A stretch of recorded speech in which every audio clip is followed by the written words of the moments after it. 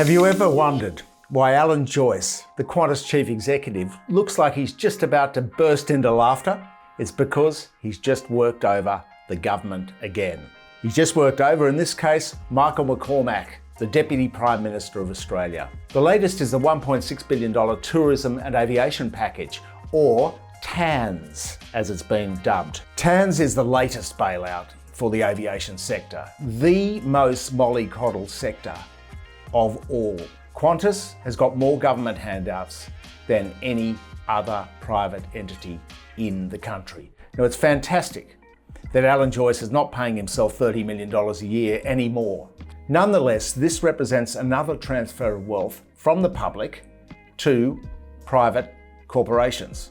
Now, the last time that Michael McCormack was in a negotiation with Alan Joyce was the Regional Airline Support Package, or RANS. This pandemic relief package appears to work out at $1,200 per seat. Now, that's on top of the ticket price, and that is a heck of a subsidy. Now, that has just been renewed by Michael McCormack on top of the TANS. Now, there's absolutely no contest when it comes to Alan Joyce negotiating with Michael McCormack. Alan is a very keen negotiator. He's a graduate of Trinity College Dublin in applied physics and mathematics. But Michael, as a top representative of this coalition government, has resorted to what the government does best: public relations. Check this out. So we've got RANS, we've got DANS, we've got TANS, and I know Virgin and Qantas are going to be big fans of what we're doing today. There you have it. TANS, DANS, RANS, government plans straight into Alan's hands.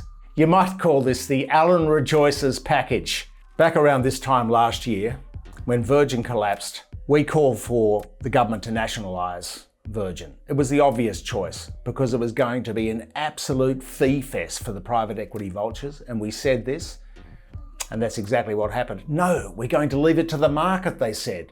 We're going to make a market process here.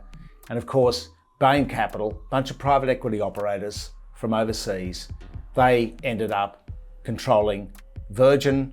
And having said they didn't want any more subsidies, they've had their hand out for subsidies every week since, demanding this, demanding that. Once they had control of it, it was always going to go that way.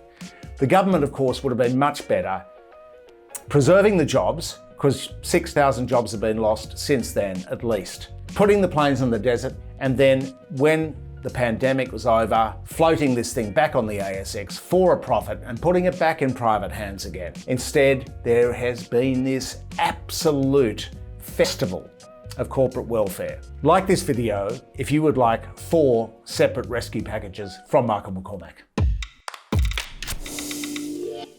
It's really important at this time when the government has just forced payments out of Google into News Corporation and Nine Entertainment and others, that Australia supports independent journalism. We don't have these subsidised income streams, so thank you to the people already who've supported us on Patreon and who've bought the merch.